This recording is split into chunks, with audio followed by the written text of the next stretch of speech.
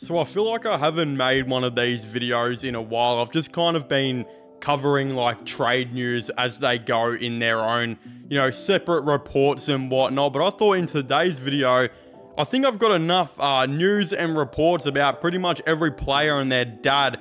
Looking at other teams, some, trade rumors and news going around just to openly put this all in one big video right now and do a way too early 2025 AFL, trade update. Give you guys all the news that you basically need to know about all the rumored player movement and whatnot. Again, before we do get into this, I would just like to say there's still a decent amount of you guys who watch these videos who are not yet subscribed to the channel. So if you could do me a massive favor and leave a like on this video to let me know you guys enjoy it. Subscribe to the channel for more AFL content and to see this beautiful pasty face that honestly on its good day could still be more attractive than a Kardashian's left butt cheek. Again, if you want to see more of that, make sure you go and hit that subscribe button. But I guess we'll start off with the first one we will talk about here, and that is actually Brayden Maynard. Again, basically everyone's favorite player. Everyone loves Brayden Maynard. I definitely don't have him as basically the only player in the league I somewhat dislike. No, that would be, come on, that'd be immature. I'm an AFL YouTuber. I can't dislike any player in the AFL besides Mitch Robinson. I know he's not in the AFL anymore, but fuck that guy.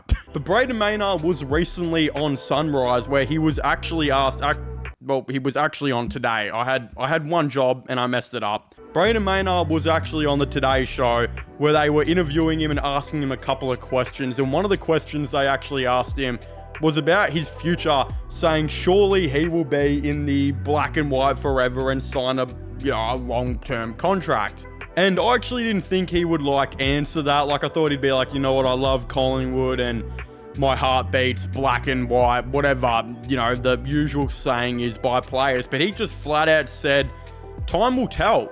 Yeah, he really left this open-ended, which is kind of crazy to me that he has, because yeah, there is a massive offer on the table from North Melbourne, which will be quite frankly much more money than what Collingwood will be offering. It will probably be more years.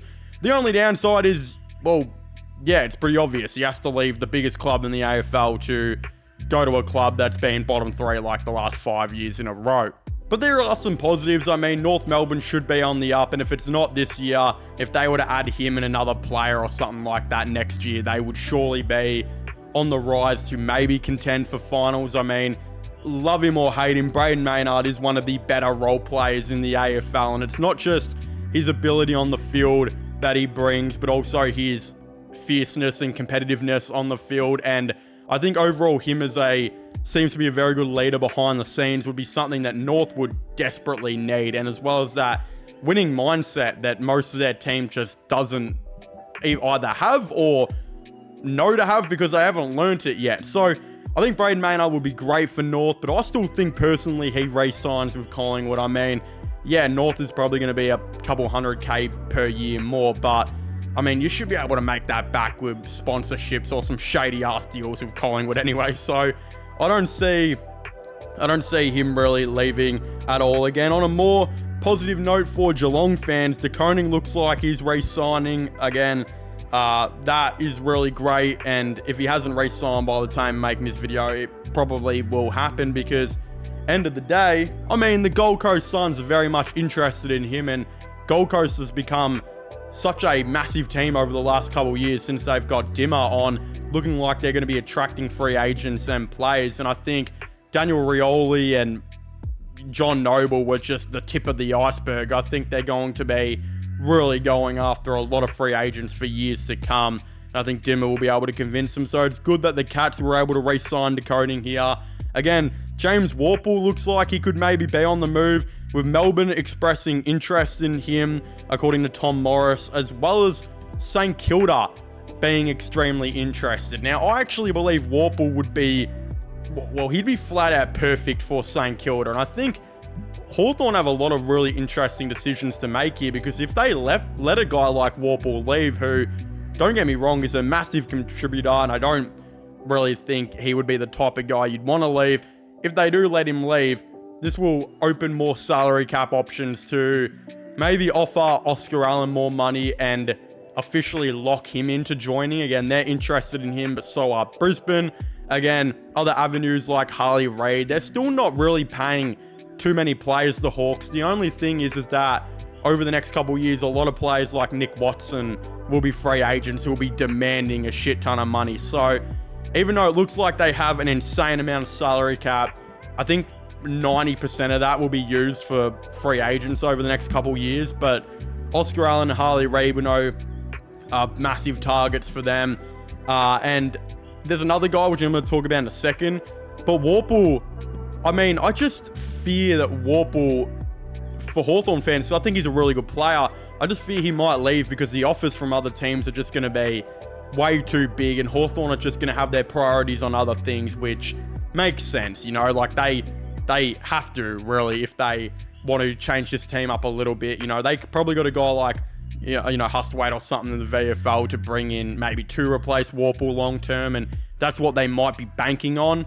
But a guy like Worpel, yeah, I think Melbourne and St Kilda, specifically St Kilda, are going to be offering him massive deals because St Kilda aren't paying anyone, and they're going to be paying to Koning $1.5 to nearly $2 million per year very soon. I'm going to assume, again, that deal's already been offered. I just can't see De Koning staying with Carlton, but I could be very wrong on that. And I think Worpel, imagine if they landed Worpel and De Koning, it would completely revolutionise that Saints team, as well as another top 10 pick this year. And with Ross Lyon and what he's building at the Saints, I think that'd be very interesting. But in terms of that other Hawks free agent, again, the Bombers, Hawks, Magpies, and Tigers are all reportedly chasing Zac Butters. Again, this is being reported by Sam McClure, so a little bit of an interesting report. I've also talked on the channel about how Richmond, I believe, will be the current favourites for Zac Butters, and we know they are very much interested in getting him. He actually believes that Hawthorn will be the most likely destination. I very much disagree with that. I think Hawthorn's full attention will be on, you know, of course, Oscar Allen, with a lot of attention being on Harley Reid. Again, there was a Harley Reid report as well, by Cal Toomey, a very good source usually, that the Hawks and Cats are the front runners for Reid. So, yeah, I'm correct on that, I believe. I think the Hawks will be not focusing their attention on Zac Butters. I think they'll be dramatically trying to get Oscar Allen and Harley Reid, especially considering they will get Oscar Allen for free and won't have to give up a pick for him or anything. And they'll be able to put full attention on Harley Reid, offering up what looks to be a pretty good first-round pick by Carlton. They've got their future first, and whatever they maybe get back from Worpel. Now, I don't know how the AFL would truly work with that, but if Worpel were to leave and Oscar Allen were to join the Hawks, it would actually completely just rule out a compensation pick altogether. I don't know if you can do the sneaky and try and do like an NBA trade where you let Worpel go first, you get a comp pick, and then you trade that comp pick to West Coast, and then you bring in Oscar Allen. So you don't lose on that comp pick. Again, I doubt you could do that. The AFL would probably lose their shit if you've released something like that. So I wholeheartedly doubt it. But something interesting to think about, I suppose. Again, I think we're going on some NBA 2K stuff there. But again, we'll talk about Zac Butters and Richmond in a second. But Harley Reid and the Cats is the one we haven't really heard of. But I was sitting there thinking, hold on a second. If Harley Reid was to want to leave to go to Victoria, it's because he'd probably be trying to get the closest thing to home, which was, again, around Bendigo, if I remember right, which is country area. So I was sitting there thinking, and I'm like, there's not really any country teams besides, like, Geelong in Victoria. I mean, Casey, there's, I don't know, Pearcedale and Baxter near, of course, Cranbourne, aka Casey. I mean, that's the closest I can imagine to what you're going to get of, like, a country situation besides Geelong. I mean, Geelong is, you know, there's a lot of towns near Geelong that are very country, and a lot of players own farms over there. So yeah, a lot of really interesting things. And I mean, there's not much to talk about here because we don't entirely know the situation of Harley Reid and Geelong yet. I've talked on the channel before about Harley Reid and Hawthorn, which I highly recommend you guys go and check that out. But I think it's time to talk about Zac Butters, because I think he'll be the guy that could very well leave. And I mean, Richmond are going to mount a very interesting case. So here's some more news on that. Armed with 2 early picks in the draft in 2025, Richmond are rumoured to be ready to make a play for the power superstar Zac Butters. Butters is in contract until the end of 2026, where he becomes a free agent. Why not just wait until then? 1, he's likely to go to a club offering the most money, and 2, Port would probably match the offer and force a trade anyway. Why would Port entertain a trade of their best player? Same question you could ask of Richmond last year with Bolton and Rioli. Strike while the iron is hot. If a player doesn't want to be there, by trading him this year, Port can agree to send him home to Melbourne, but they will take the best deal available. Next year, they lose that power. Pardon the pun. Why would Richmond entertain a deal? We are in desperate need for speed in the midfield. Butters is a top 5 player in the AFL who is only 24 years old. He would give the rebuild a huge boost of class and leadership. The draft picks are a large unknown. We know what Butters is. We have a serious war chest of cash that we need to spend. Scenario: Richmond offer Butters $10 million over 7 years. Give up our first to North Melbourne's first. We still take Callaway in the draft and likely have the first pick in the mid-season and rookie draft. This report was made by Sam Claus, so take it with a grain of salt. Again, I have a lot of different thoughts and opinions on everything that I just read right now. First of all, if you think we can get Butters for $10 million on 7 years, you are completely joking yourself, and I low-key feel like that is the most wishful thinking I have ever heard. Again, we got to remember, ladies and gentlemen, the salary cap is going up in 2031, and clubs are starting to hand out deals worth up to 10 years, nearly on $2 million a year.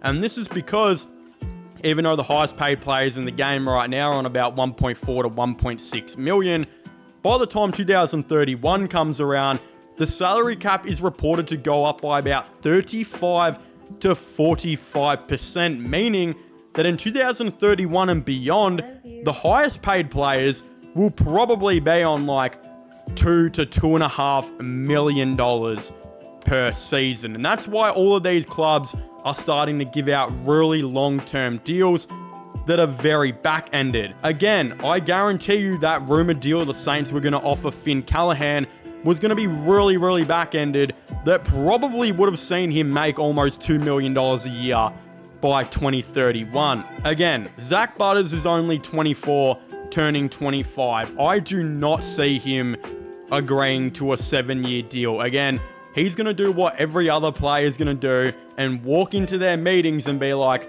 yeah, I think I can go till I'm 33, 34.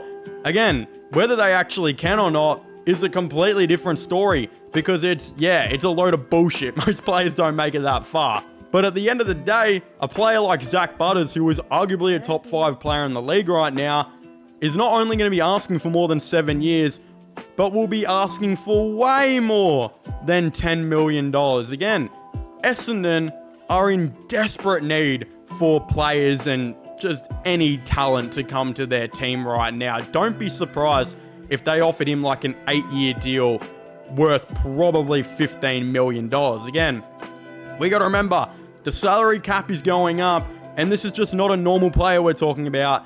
This is a guy who is arguably a top 5 player in the league when he is healthy. And it's also like this guy has proven he can be on a successful team, making the prelim, I think once or twice in his career. Definitely made it in 2020 against Richmond. I think, again, he made it last year as well in 2024.